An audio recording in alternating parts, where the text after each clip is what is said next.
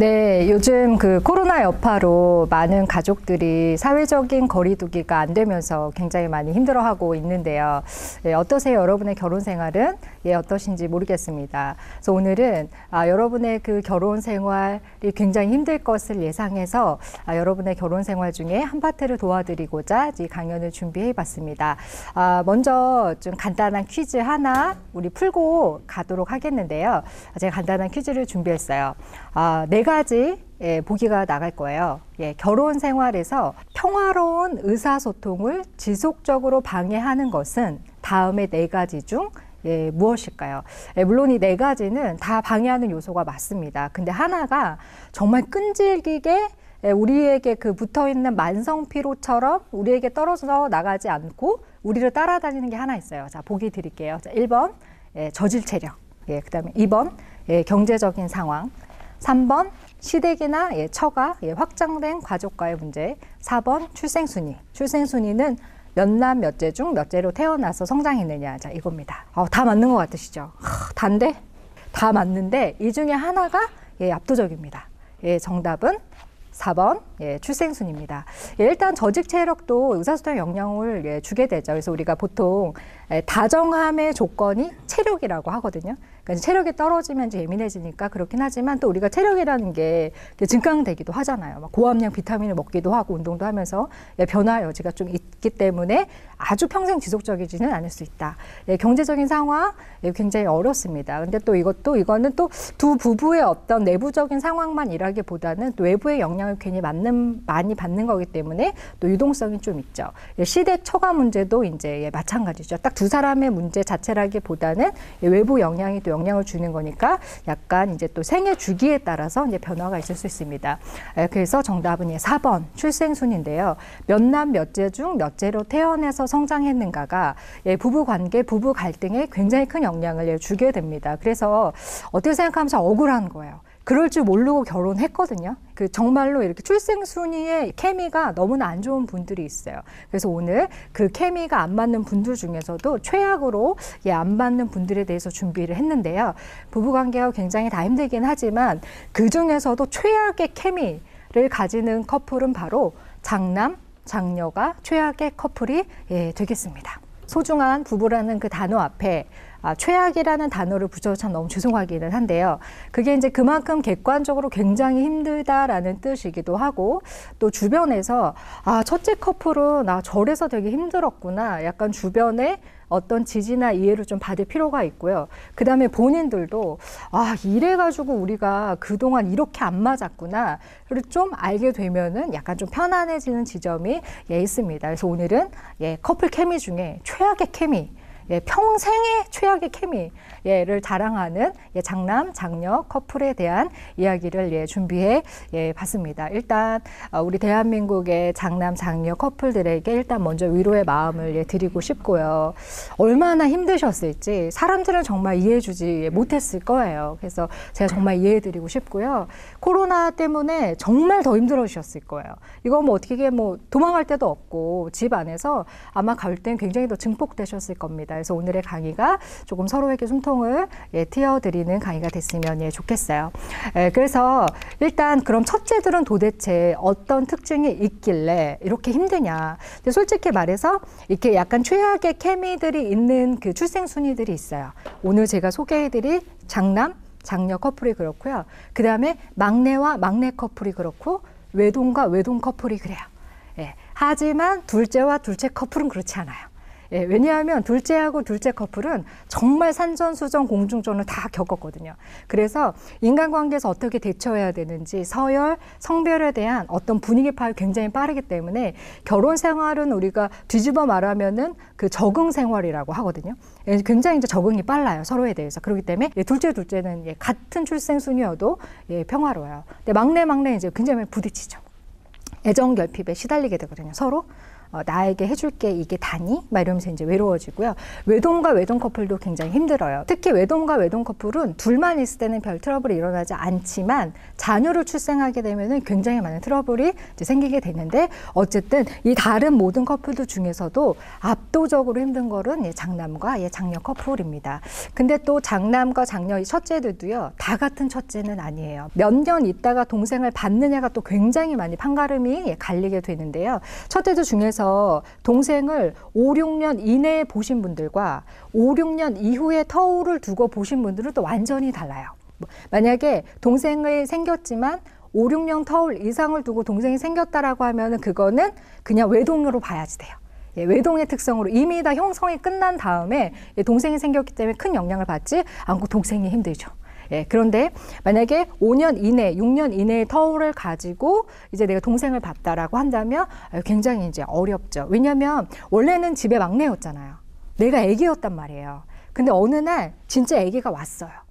근데 안 가요. 그리고 사람들이 막 말하죠. 어머, 언니 돼서 좋겠네. 형아 돼서 좋겠네. 막 오빠 돼서 좋겠네. 그래요. 이게 솔직히 안 좋거든요. 애기가 생겼는데 뭐가 좋아요. 관심도 다 흩어지고 갑자기 모든 포지션이 다 바뀌었는데 갑자기 사람들이 좋겠네 그래요. 그럼 이게 무슨 메시지예요? 좋아하지 않으면 너는 나쁜 애야. 이런 메시지를 주는 거죠. 사람들이 무슨 일이 일어난 건지 아이에게 정확하게 잘 설명해 주지 않거든요. 그러니까 아이 혼자 굉장히 대혼란에 빠지면서 뭔가 변화가 일어났지만 일단 내가 애기는 아닌 것 같고 진짜 애기가 나타나서 영원히 안 갈 것 같은데 내가 여기서 어떻게 해야지 나는 사랑받을 수 있는가에 대한 고민을 아주 철학적인 고민을 막 2살, 3살, 4살, 5살 때 하게 되죠. 그런데 게다가 만약에 동생이 나랑 동성이다. 이러면 이제 이 위협감은 정말 압도적으로 느껴지게 되는 겁니다. 첫째들은 굉장히 어린 시절에 이제 이런 굉장히 고독한 여정을 시작하게 됐어요. 그래서 첫째들은 이제 이런 특성들을 보이게 되죠. 일단 부모로서의 자질을 갖추게 돼요. 근데 참 억울한 일이죠. 첫째라고 태어났다고 해서 성향이나 기질 자체가 부모의 기질을 다 가지진 않았을 거란 말이죠. 하지만 부모님이 끊임없이 개발시켜 줘요. 엄마가 동생 맡기죠. 맡기면서 뭐라 그래요? 마음대로 하렴. 네가 두고 싶은데 두고 와. 말을 안 들으면 두고 와도 돼. 엄마가 찾을 거야. 이렇게 말하나요? 그렇지 않아요. 엄마가 뭐라 그래요? 동생 손 꼭 붙잡고 있어. 만약에 엄마가 없잖아? 네가 엄마야. 막 이런 말을 막 아이한테 하면서 이제 아이에게 굉장히 압도적으로 하죠. 그리고 애기 아프다 그러면 애기 아프니까 가서 호호해줘. 나도 아픈데 애기 호호해주라고 그러고 애기 배고픈데 뭐 줘. 나도 배고픈데 뭐 줘. 그렇게 애기 막 돌보라고 해주고. 그래서 엄마들이 막 설거지하면서 막 이렇게 하잖아요. 엄마 설거지할 동안 애기 입에 구슬 안 들어가게 잘 보고 있어. 이미 나도 입에 구슬을 넣고 있는데 부모로서의 어떤 자질들을 굉장히 많이 요구당해요. 이건 굉장히 선택할 수 없는 그런 거거든요. 동생들을 돌보라는 거. 그러면서 이제 계속해서 책임감 있는 지도자의 모습으로서 성장하게 되지만 너무나 어린 시절에 굉장히 많은 책임을 받기 때문에 민주주의보다는 이제 통제, 독재를 이제 배우게 됩니다. 그래서 동생들을 이제 컨트롤하고 통제하죠. 하지만 너무나 어린 나이에 이렇게 많은 미션들이 이렇게 맡겨지니까 얼마나 피곤하겠어요. 애긴데 걔도. 그러니까 너무 피곤하기 때문에 걱정이 굉장히 많아지는 성향으로 성장하게 돼요. 뭔가 내가 잘한 걸까? 이게 맞는 걸까? 이 동생을 이걸 주면 맞는 건가? 이렇게 잡으면 맞는 건가? 연년생이어도 동생들 꼭 그렇게 챙기라고 하거든요. 그러면서 이제 굉장히 걱정이 많은 완벽주의자로 이제 성장하게 되죠. 그래서 이제 부모의 기대를 실망시키면 안 되겠다는 어떠한 그 노력과 불안들이 이렇게 응집되면서 성장하게 됩니다. 그래서 그 첫째들은요, 긴장과 외로움이 가장 많은 출생 순위의 특성을 가지면서 성장하게 되죠. 그래서 첫째들이 가지고 있는 외로움은 이제 굉장히 이제 깊고도 굉장히 고질적이고 죄송하지만 이렇게 해결할 수 있는 그런 외로움은 아니에요. 내가 이상해서 막 이게 아니고 첫째들은 그런 성향을 이제 가지게 되죠. 그다음에 이제 점점 성장하면서 이제 어떠한 그 특성들을 가지게 되냐면 가족의 전통이나 이 도덕성에 대해서 굉장히 책임감을 느껴요. 그래서 예를 들어서 지금 이제 코로나 때문에 그 가족끼리 명절에 함께 모이거나 이제 이런 거에 대해서 이제 우리가 뭐 온라인으로 이제 서로 뭐 얼굴을 보자, 뭐 제사도 이제 굉장히 다른 형식으로 드려야 된다, 막 이제 이런 식의 이제 의견들이 나올 때 첫째들이 느끼는 위협감은 정말 대단하죠. 이런 변화와 전통에 대해서 이렇게 뭔가 받아들이거나 이럴 수 있는 융통성이 굉장히 적고요. 굉장히 경직돼 있어요. 이러면 뭔가 모든 게 무너질 것 같은 이런 느낌 때문에 이제 그러니까 결국에 이제 큰 형들은 그러면 너네는 오지 마. 나는 가서 벌초를 하마. 막 이러면서 이제 어쨌든 큰형은 칼을 뽑아서 이제 그 산을 타고야 마는 이제 이런 상태가 되는 거죠. 이제 게다가 이제 이렇게 보편적인 특징 속에서도 또 이게 우리나라는 장녀와 장남의 특성이 또 굉장히 많이 나뉘게 돼요. 이 출생 순위에 대한 어떤 연구들은 이제 서구에서 이제 많이 하는 연구인데요. 이게 서구에서 많이 하는 연구이긴 하지만 적용은 동양이 훨씬, 특히 우리나라가 훨씬 더 많은 적용점을 찾을 수 있어요. 왜냐하면 우리나라는 약간 그렇잖아요. 전통적으로 남자들의 역할이나 여자들의 역할이 굉장히 약간 강압적으로 강요가 굉장히 많았던 어떤 정서의 흐름이 있어요. 그렇기 때문에 원하든 원하지 않든 그런 사회적인 분위기 속에서 우리가 많이 성장을 하게 됐죠. 그래서 이런 것들을 우리가 알아가면서 좀 서로를 조여갔던 걸 좀 풀어주고 좀 편안하게 결혼 생활을 하는 데 도움이 됩니다. 그래서 어쨌든 장녀들은 또 이런 특성들을 더 세분화해서 가지게 되는데요. 장녀들은요. 그 중에서도 만약에 여동생만 있는 장녀라고 한다면 또 남동생만 있는 장남이라고 한다면 첫째들의 특성이 압도적으로 더 농후해져요. 정말 그 뭐라 그랬대? 절대 강자로서의 어떤 특성을 가지죠. 그래서 일단 장녀들은요. 아주 조직적이고 지배적인 특성을 보여요. 아주 카리스마가 있죠. 아, 대단합니다. 장녀들이 가진 이 눈매, 전투력 만렙으로 평생을 살아오신 분들이 장녀예요. 예를 들어서 이제 엄마가 뭐 맹장 수술 같은 걸 갑자기 부모님도 이제 나이 드시니까 갑자기 수술하시게 되잖아요. 그러면 큰 언니는 당황하지 않아요. 아주 조직적으로 원래 엄마가 오늘 맹장 수술할 거를 원래 알았던 사람처럼. 작년부터 예상하고 준비했던 사람처럼 마치 매뉴얼을 적었던 사람처럼 펼쳐서 조직적으로 동생들에게 지령을 내립니다. 전화하죠. 둘째한테. 들었지? 엄마 수술하는 거. 오지 마, 오지 마. 내가 왔고 올 거 없어. 오면 더 복잡해. 정신없다고. 그러니까 내가 내일까지 있을 거야. 너는 내일 와. 퇴원할 때. 내가 잠깐 나갔다 와야 되거든. 너는 와서 운전해. 알았지? 오지 마. 오지 말랬어. 그 전화 끊어요. 셋째한테 전화하죠. 너는 엄마 갑자기 병원에 왔잖아. 집이 지금 정신이 없어. 엄마 집 가서 청소해. 그 다음에 장봐. 그래서 죽 끓여. 뭐? 엄마 죽 안 좋아한다고? 그럼 뭐 떡볶이 먹일 거야? 야, 죽 끓이라고. 엄마 사는 죽 안 먹는 거 알지? 죽 끓여. 울지 마. 아민이 울지 마. 맹장이야. 울지 마. 알았지? 상황을 정확하게 정리하죠. 그래서 굉장히 조직적이고 지배적인 특성을 큰언니는 보이게 돼요. 그러면 이렇게 살면 평생 모든 그 가정의 이슈들에 대해서 큰언니는 이런 식으로 움직이면서 살아왔거든요. 얼마나 피곤하겠어요. 큰언니도 진짜 피곤해요. 근데 본인이 피곤한지도 모르고 피곤해요. 그래서 큰언니들이 언제쯤 보통 이렇게 많이 터지냐면요. 갱년기 지나면서 터져요. 갱년기 지나면서 이제 호르몬이 이렇게 압도되고 우리나라에선 솔직히 그렇거든요. 장녀나 장남이나 다 부담이 있어요. 하지만 장남들에게는 약간 사회적인 보상이 있죠.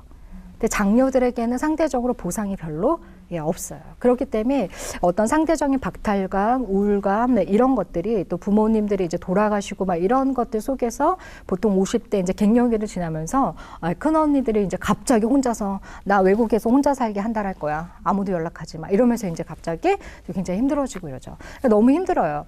근데 이제 워낙 혼자서 모든 것을 정리하고 해결해 왔기 때문에 충고를 잘 거절하는 특성을 보일 수 있어요. 이제 동생들이 걱정하니까 말해요. 언니 무리하지 마. 우리가 할게. 내일은 내가 알아서 해. 신경 쓰지 마. 너나 똑바로 해. 이러면서 이제 거절하죠. 그래서 굉장히 힘들어요. 자기 확신이 굉장히 강해요. 언니 그래도 무리하지 마. 내 몸은 내가 잘 알아. 내가 의사야. 막 이러면서 언니들이 그냥 말을 그냥 싹 잘라버려가지고 할 수가 없어요. 그리고 또 그 큰언니들은 아주 솔직하죠.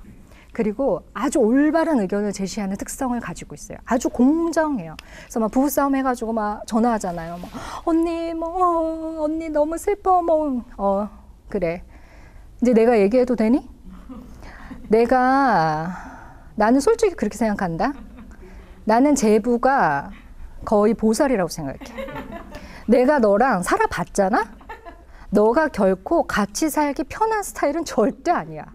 너가 거의 사람을 돌아버리게 만들 때가 있어. 나는 제부 편이야.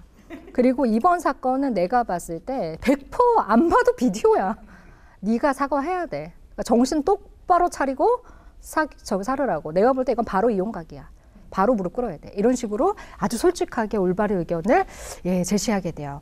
그리고 이게 참 심정적으로 참 싫지만 뭐라고 참 내쳐낼 수 없는 게 큰언니들은 보통 아주 모범적이고 행동이 단정하며 만약에 큰언니가 또 사회적으로 성공을 했을 경우에는 40대 정도 되면 부모님의 권위 위에 있죠. 큰언니의 말이 그 집에서는 완전히 법이에요. 그렇기 때문에 저항하기 굉장히 쉽지 않습니다. 큰언니의 카리스마는 대단하죠.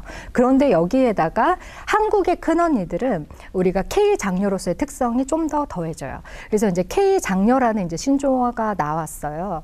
한국의 장녀들을 대변하는 어떤 이제 많은 이제 연구들이나 이런 걸 통해서 이제 붙여지게 된 어떤 신조어인데 코리아와 장녀의 합성어예요. 그래서 물론 이런 형제제위는 이제 서구의 심리학에서도 많이 이야기하는 거지만 왜 K장녀라는 말이 덧붙여지게 됐냐면 제가 앞서서 말씀드렸던 것처럼 훨씬 더 한국은 그 장녀에 대한 어떠한 기대치나 어떤 그 역할을 부여하는 게 굉장히 더 강력했기 때문에 K장녀들의 특성을 가지게 됐죠. 그래서 K장녀들은 크게 두 가지를 좀 더 하게 됐어요.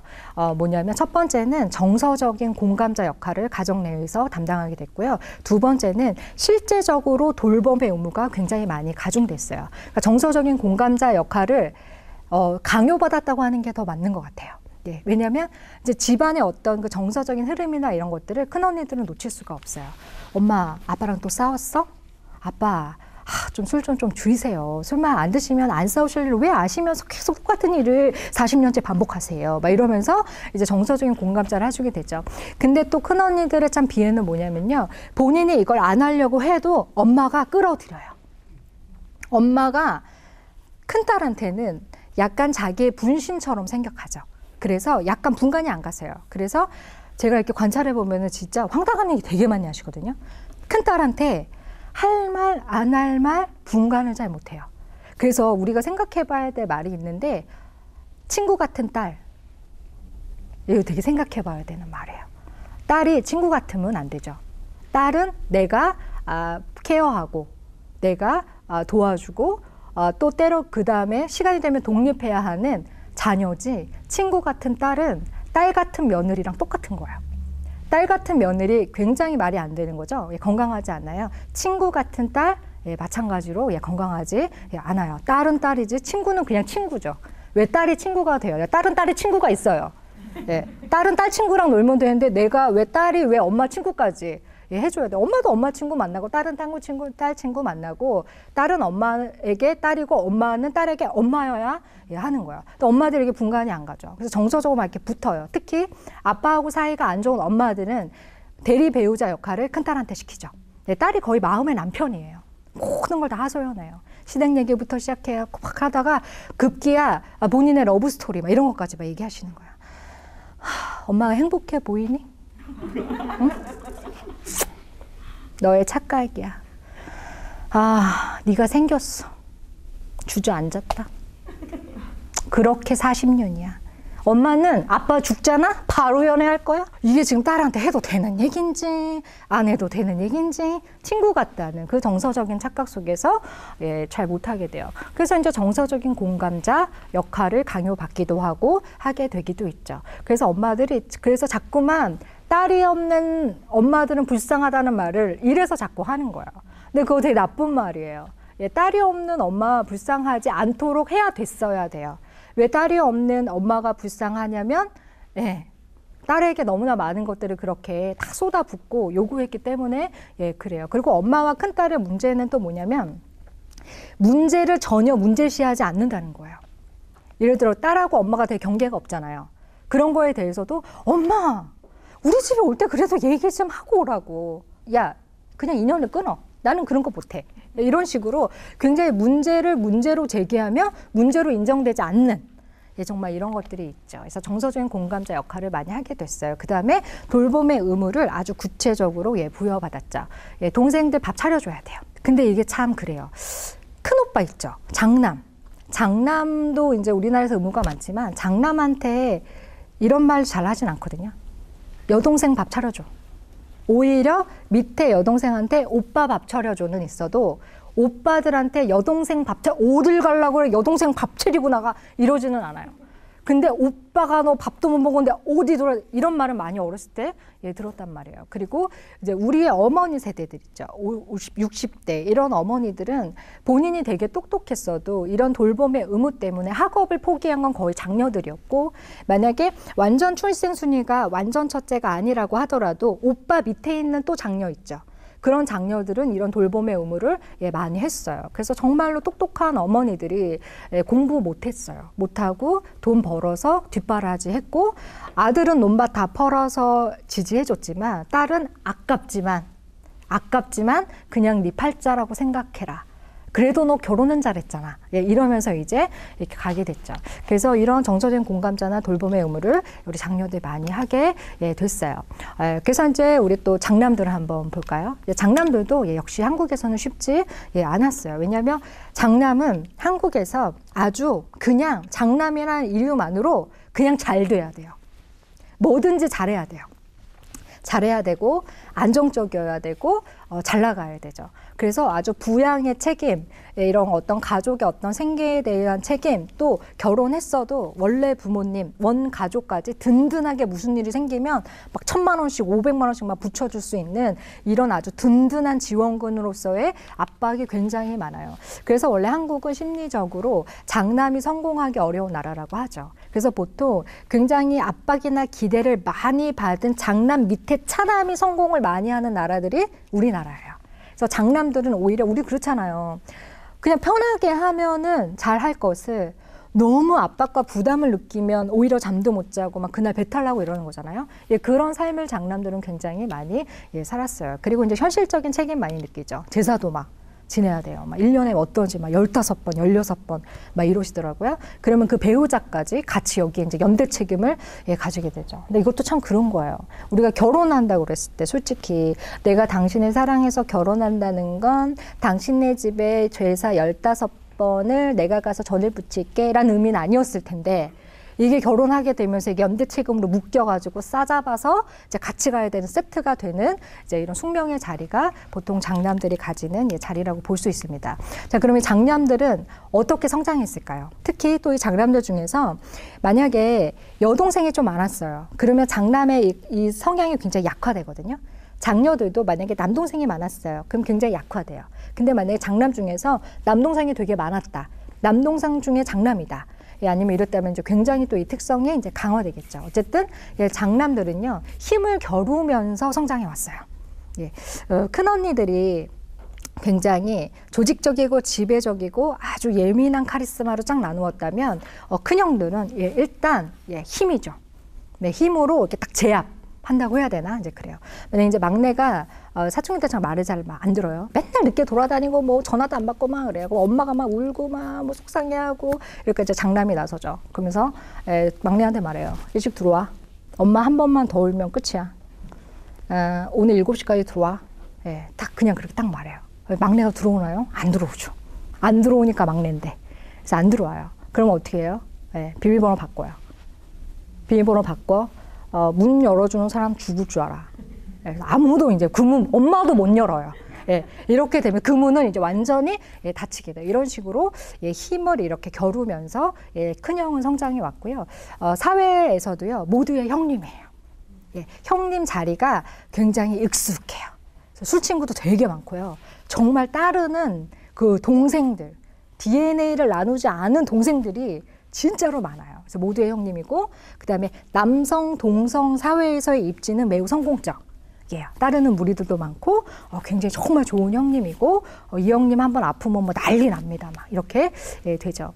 하지만 이제 이분들은 결혼 생활에서 이제 많은 이제 갈등을 이제 가지게 되는데 아내에게 굉장히 많은 걸 기대하게 돼요. 장남들은. 왜냐면 엄마가 다 해줬잖아요. 정말 엄마가 이렇게 어렸을 때 이렇게 코도 이렇게 돼서 풀어줄 만큼 장남들은 말하지 않아도 모든 게 완벽하게 딱 됐어요. 장남 중에 따뜻한 밥 못 먹고 큰 사람은 아마 거의 없을걸요. 장남인데 생일날 미역국을 못 받았다? 예, 아마 거의 없을 거예요.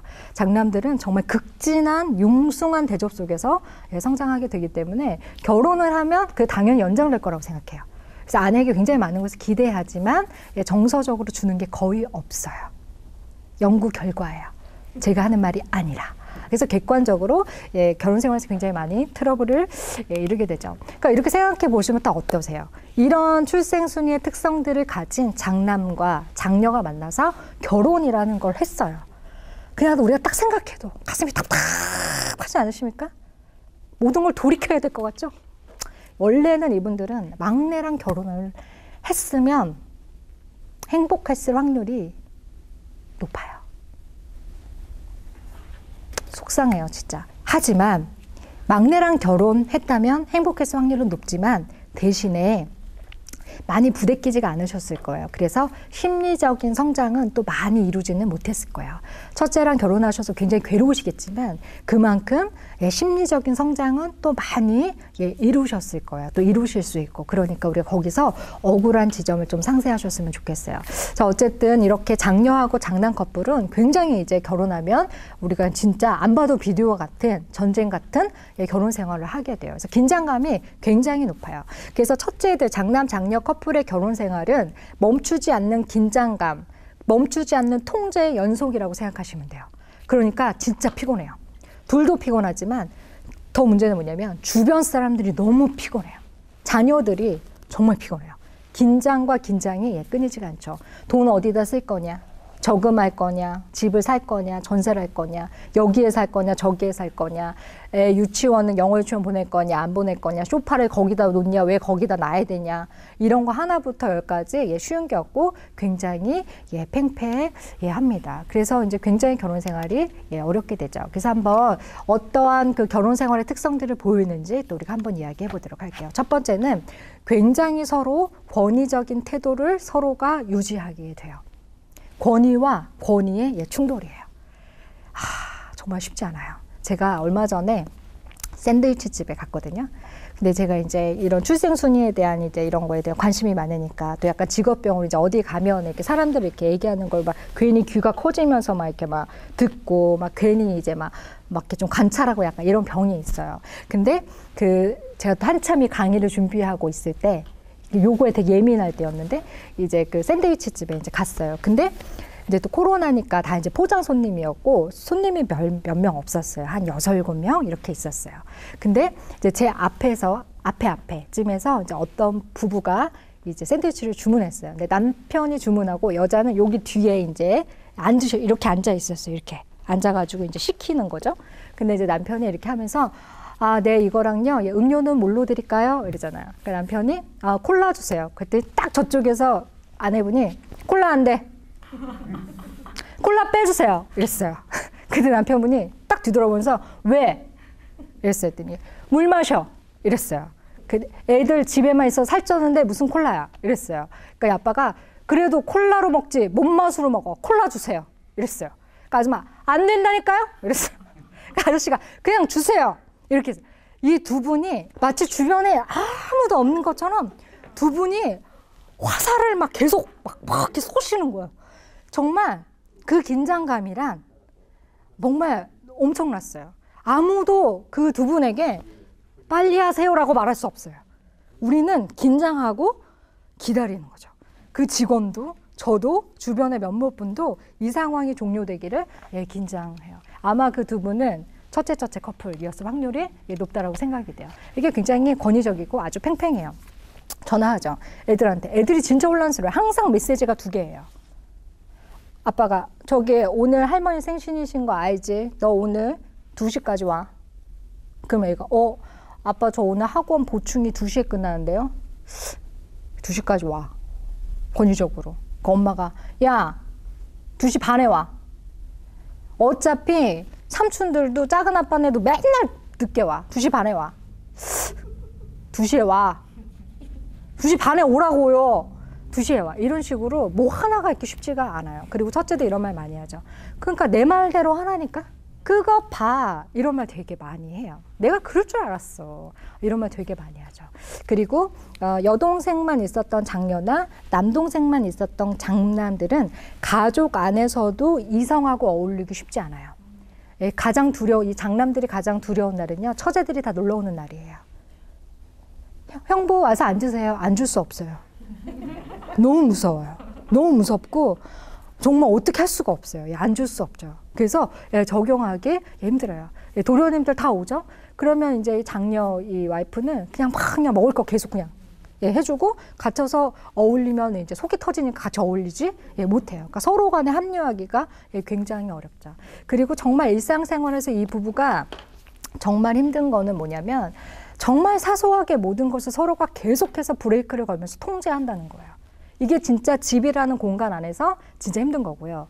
이 코로나 때문에 더욱더 물리적인 거리가 가까워지면서 심리적으로 도피할 수가 없는 상황에서의 계속되는 통제는 서로 진짜 힘든 거죠. 예를 들면 진짜 사소한 건데 완전 일이 되게 커져요. 택배 상자 하나 때문에 이제 이혼하는 거예요. 내가 택배 상자 여기다 뒀으니까 건들지 말아요. 그걸 왜 거기다 둬? 절로 치워. 발에 걸려. 아니 뭘 발에 걸려요. 눈이 없어? 보고 돌아다녀. 걸린다고. 그래서 확 이러면서 이제 또 한바탕씩 하죠. 그래요. 그러다 또 그래도 또 내가 이혼할 건 아닌데 이 사람이랑 잘 살아야지. 이러고 마음을 새로 먹고 그래 아침에 먹는 사과가 좋다더라. 그래서 또 그 다음날 마음을 새로 먹고 또 좋게 바래요. 아침에 먹는 사과가 금사과래. 오늘부터 모두 하나씩들 먹어. 또 이렇게 얘기하죠. 그러면 또 받아 먹어주면 좋은데 또 아빠는 또 이렇게 얘기하죠. 그게 다 위장 상태에 따라 달라요. 예? 어떤 사람한텐 복이야. 내가 위 안 좋은 거 몰라? 나한테는 독사과야 독사가. 이러면서 서로가 또 팽팽해요. 운전하고 어디 가죠? 같이 탈 수가 없어요. 우회전해. 싫은데? 난 좌회전할 건데? 예, 우회전, 좌회전 하나도 예, 쉽지가 예, 않죠. 이런 식으로 굉장히 서로가 예, 팽팽함을 보여요. 아이들은 항상 메시지가 2개예요. 엄마, 아빠의 메시지가 통합되는 적이 거의 없죠. 굉장히 긴장되고 굉장히 힘들고요. 본인들도 정말 만사가 다 짜증나는 거예요. 예, 첫째끼리는. 그래서 이런 식으로 굉장히 통제가 굉장히 맞물리면서 힘들죠. 그 다음에 또 하나의 특성은 배우자를 이해하지 않으려는 특성을 보여요. 예, 이건 우리 장남, 장녀 커플들이 좀 인정해 주셔야 되는 부분이에요. 예, 약간 어떤 느낌으로 상상해 주시면 좋으냐면요. 장남, 장녀 커플은 우리 그 후리스 이렇게 겨울에 이렇게 테 입죠. 이 자크를요, 여기까지 끌어올린 다음에 딱 방어 태세 딱 이렇게 올린 다음에 팔짱을 이렇게 딱 끼고 평생 서로 견제하는 이런 기분이라고 생각해 주시면 돼요. 자크 끝까지 올려요. 예, 그리고 이렇게 얘기하죠. 안 맞아. 너무 안 맞아. 정말 짜증나. 너랑 맞는 사람이 있을 것 같니? 있어요. 막내는 맞거든요. 예, 그런데 너랑 맞는 사람은 이제 없어. 그리고 더 확장해서 어떻게 하냐면 다른 가족 구성원이 내 배우자를 이해하는 것을 방해해요. 이렇게 해요. 아빠 말 신경 쓰지 마. 원래 저래. 아빠 말 신경 쓸 거 없어. 야, 엄마가 또 뭐라 그래? 흘려들어. 평생 저 말밖에 할 게 없는 사람이야. 이러면서 이렇게 자크를 여기까지 이렇게 올리고 이렇게 배우자를 절대 이해하지 않는 특성을 예, 보이죠. 그러면서 이제 점점 어떤 식으로 서로를 비판하게 되냐면 단순화시켜서 거예요. 우리가 이렇게 씹어 먹으려면 이렇게 응축해야 되잖아요. 근데 솔직히 배우자라는 대상은 굉장히 우리가 죽을 때까지 같이 살아도 알 수 없는 굉장히 넓은 범주의 인격체거든요. 근데 그렇게 되면 공격할 수가 없잖아요. 왜냐하면 좋은 면도 또 있으니까. 그렇기 때문에 씹어먹기 좋게 아주 이렇게 경단 이렇게 하듯이 배우자를 이렇게 압축해요. 그러면서 씹어먹어요. 뭐라고 하면 씹어먹냐면 하여간 남자들은 다 이래. 여자들은 다 이래. 이런 식으로 상대 성별을 단순화시키면서 탁 씹어먹으려고 응축하죠. 그래가지고 만약에 무슨 이렇게 좀 싸웠어요. 티격태격했어요. 그러면 이제 남편이 기분 나쁘니까 말 안 하고 그냥 이렇게 있을 수 있잖아요. 그러면 그게 그날에 다 이유가 있는 어떤 행동 특성일 텐데 그걸 이해하려고 하지 않죠. 이렇게 딱 응축해갖고 딱 씹어요. 하여튼 남자들은 아유 반은 바보야. 응? 뭔가 불리하면 저렇게 입을 닫고 있으면 다 되는 줄 안다니까. 아주 침묵이 유세야. 막 이렇게 얘기해. 그리고 또 남자들은 이렇게 얘기하죠. 울어? 또 울어? 아유, 여자들은 눈물이 무기인 줄 알아. 이런 식으로 이제 서로 이렇게 응축해가지고 이제 공격하게 하는 거예요. 이런 식으로 이제 굉장히 싸움이 힘들죠. 그래서 보헨의 가족 치료 이론에서는 장남, 장녀 커플을 무엇이라고 표현하고 있냐면 평생 하나의 성을 나눠 가지려고 싸우는 두 명의 군주와도 같다라고 표현했어요. 얼마나 괴로운 삶이에요. 평생 성 하나를 두고 두 명의 군주가 끊임없이 힘겨루기를 하는 게 결혼 생활의 일상이에요. 그러니까 진짜 굉장히 장남, 장녀 커플은 굉장히 피곤한 거 맞고요. 또 코로나 때문에 거리감이 굉장히 또 가까워지고 도피처가 없어졌기 때문에 훨씬 더 힘든 시간을 보내고 있을 거예요. 그래서 오늘도 평생 서로를 통제하시느라 지치신 우리 장녀, 장남 커플을 위해서 제가 간단한 소통 솔루션을 몇 가지 드리려고 해요. 그래서 제가 제안드리는 이것들을 한번 해보시면은 조금은 숨통이 트이실 수 있을 것 같고요. 특히 코로나19에 이제 거의 나는 마지노선에 왔다. 나는 거의 절벽 끝이다. 나는 더 이상 너를 견딜 수 없다. 이런 시점에서 조금 숨통이 트이실 수 있을 것 같아요. 자, 첫 번째는요. 서로를 그냥 인정해 주시는 거예요. 그냥 받아들이는 거예요. 아, 네가 첫째라서 그랬구나. 아, 너도 나만큼은 힘들었겠다. 보통 그 이혼을 딱 앞두었던 커플들이요. 그냥 그 이혼을 약간 철회하고 서로를 다시 생각하게 되는 딱 계기는 하나라고 하죠. 아, 나만 힘든 줄 알았는데 이 사람도 나만큼 힘들었을 수도 있겠다라는 데까지 딱 생각이 딱 가면은 이혼에 대해서 다시 생각하게 된다고 해요. 나만 힘든 건 아니었구나. 그러니까 이 지점이 첫째들은 필요해요. 아, 나만 부대낀 건 아니었고 내가 부대끼는 만큼 이 사람도 부대꼈겠구나. 서로를 인정하는 건데요. 다른 말도 하면요. 서로 변화할 거를 포기하는 거예요. 그러니까 서로를 놓아주어야 돼요. 목 조르고 있는 상태를 이렇게 관둬야 돼요. 그래서 어떻게 하셔야 되냐면 상상을 해주시면 좋은데요. 집에 성을 2개 만드는 거예요. 근데 이게 분리돼서 노나 살아라는 게 아니라 각자의 어떠한 자신의 어떤 성을 건드리지 말라는 거죠. 그래서 원하는 거를 각자 해야 돼요. 그래서 가장 중요한 거는요. 내버려 두는 거예요. 네, 아침에 사과를 먹고 싶어요? 그럼 너는 먹어요. 나는 그냥 안 먹어요. 너가 택배 상자 여기 두고 싶어요? 그냥 둬요. 나는 그냥 아침에 일찍 나가서 춥던 덥던 막 하는 게 좋아요. 그냥 그거를 내버려 두는 거예요. 서로의 행동 패턴에 대해서 잔소리를 멈추는 거. 이게 굉장히 중요해요. 그래서 그냥 내버려 두는 거예요. 왜냐하면 너무 힘들었거든요. 그래서 내버려 두는 거예요. 그래서 서로가 한 번쯤 이런 대화를 해보시면 좋아요. 평생 당신이랑 결혼해서 살면서 이런 행동이 난 진짜 힘들었다. 이렇게 날 통제할 때 난 진짜 숨 막혔다. 그런 거 하나씩 얘기하는 거야. 예를 들면 이런 거 나올 수 있겠죠. 정말 생각지도 못했던 거.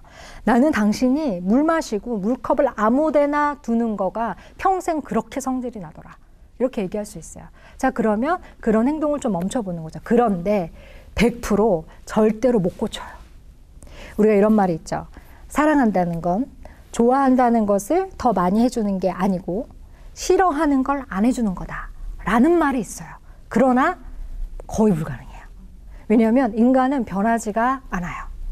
월화수목금토일 중에 4일은 컵을 제자리에 놓고 아무 데나 안 둘 수 있는데요.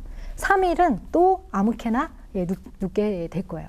상대가 아무리 싫어하는 행동 이거 하지 말아줘 라고 해도 100% 그거를 다 안 할 수는 없어요. 그러니까 우리가 어떻게 되냐면요. 싫어하는 행동을 다 안 할 수는 없고 조금 안 할 수 있어요. 대신에 상대가 좋아하는 행동을 강화해야 돼요. 자, 이 지점이 되게 중요한데요. 여기서 상대방이 좋아하는 행동을 강화한다는 건 상대가 내가 뭐 해줬을 때 좋아하는 거를 더 강화해준다. 이런 의미보다 상대가 좋아하는 행동을 더 잘할 수 있게 북돋아 주라는 거예요. 그러니까 예를 들어서 나는 당신이 물 마시고 컵을 아무 데나 두는 게 너무 짜증나. 그럼 이거를 월화수목금토일을 다 들어줄 수 없는 대신에 만약에 상대방이 홈쇼핑을 보는 걸 너무 좋아하면 보고 있을 때 지갑하고 휴대폰을 갖다 주라는 거예요. 계속해서 자기가 원하는 것을 더 할 수 있도록. 상대방이 스포츠를 계속 너무 좋아해서 막 본 걸 또 보고 본 걸 또 보고 막 이래요. 그러면 지난번에도 봤잖아. 몇 대 몇으로 이기지 않았어? 그걸 또 봐? 또 보는데도 감흥이 있어? 그럴 시간에 나가서 차라리 운동을 하고 직접 축구를 해라. 건강에 좋게. 막 이렇게 하시지 말고 그 다음에는 그 사람이 배우자가 뭐 이런 스포츠를 보고 있으면 그냥 맥주 한 캔이랑 오징어를 갖다 주는 거예요. 그래서 싫어하는 행동을 다 못하지는 않더라도 상대가 스스로 하면서 행복해하는 행동을 더 즐겁게 할 수 있도록 그거를 더 이렇게 자율권을 주는 것 자체가 굉장히 중요한 부분이에요. 이랬을 때 어떤 효과가 생기게 되냐면 부부들은 메아리 효과라는 걸 가지죠.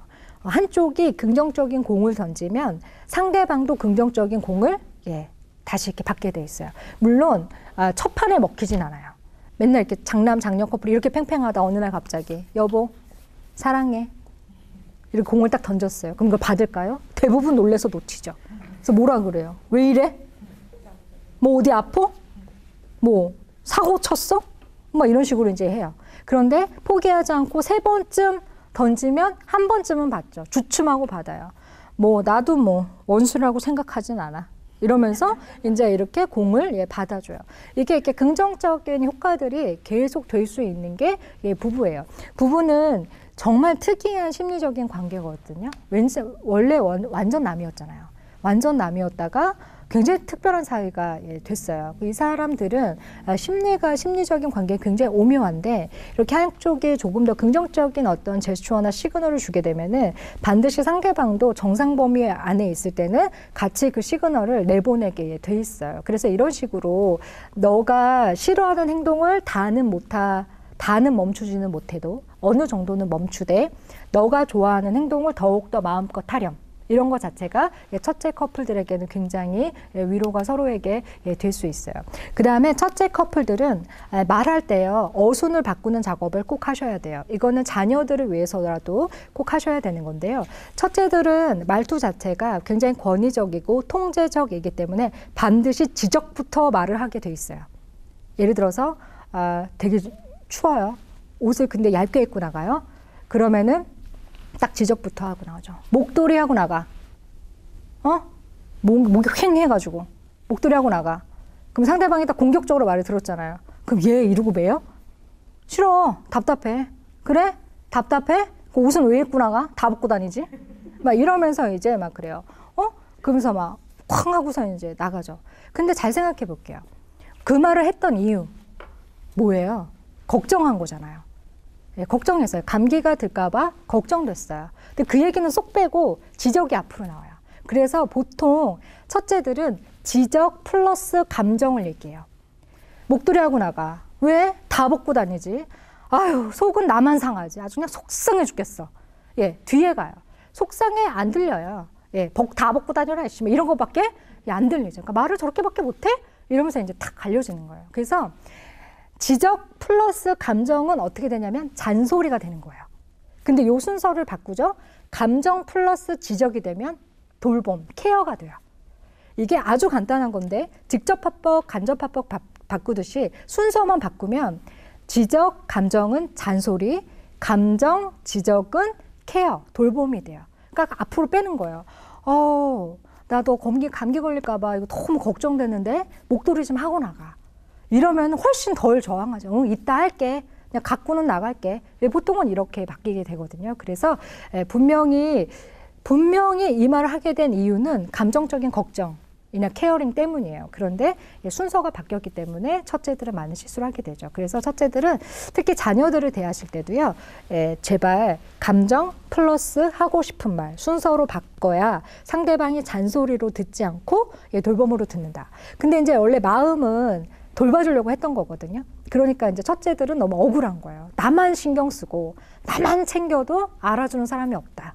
이렇게 되는데 들릴 때 잔소리로 들리거든요. 이제 들릴 때 케어링, 돌봄처럼 들리게 하려면 감정 플러스 지적으로 바꿔주셔야 들릴 때에도 돌봄으로 들린다는가 기억해 주시면 좋겠어요. 자, 그런데 장남의 남편이 그래도 목도리 안 하고 나가요. 그럼 어떻게 알아? 냅둔다. 첫째들은 냅둔다가 못해요. 그 톡 프로필 있으시죠? 거기에 꼭 쓰세요. 냅두자. 냅두자 이퀄 살 길이다. 냅두자 이퀄 행복. 냅둔다 이퀄 평화. 이걸 꼭 해주셔야 돼요. 그래서 앞으로 냅두실수록 서로 행복해져요. 그래서 그냥 냅두세요. 이러거나 저러거나 냅두는 게 핵심이라고 볼 수 있습니다. 그래서 사랑은 감정의 문제가 아니라 기술의 문제라고 했습니다. 그 내버려 두면 고인물이 썩는 것처럼 관계도 가만히 아무 노력도 하지 않으면 정말 썩을 일밖에는 없는 것 같아요. 관계는 굉장히 계속해서 물을 주고 노력하고 배워야 하고 적용하고 그래야 되는 부분입니다. 관계는 배우고 알게 되는 만큼 굉장히 우리가 상대를 이해하는 폭이 넓어지게 되죠. 그리고 상대를 이해하는 폭이 넓어지는 만큼 현실에서 일어나는 갈등을 견딜 힘이 굉장히 강화됩니다. 만약에 첫째 커플들도 전혀 우리가 왜 이러는지 모르셨을 때와 우리가 왜 이러는지를 알게 됐을 때에는 서로의 마음의 컨디션이나 앞으로의 대처에 대해서 다르게 하실 수 있을 겁니다. 그래서 오늘의 이 강의가 여러분에게 조금이나마 숨통을 틔워드리는 강의가 됐으면 좋겠고요.